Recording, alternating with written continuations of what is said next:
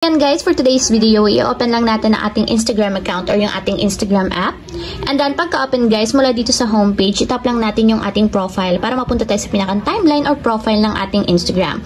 And then, pagka-open ng ating timeline guys, itap nyo lang yung 3 horizontal lines na dito sa up right corner katulad nito. So, dito sa settings and privacy guys, i-scroll up nyo lang.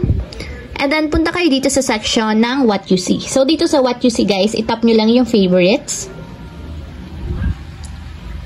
And dito makikita nyo na guys yung list of favorites sa inyong Instagram account.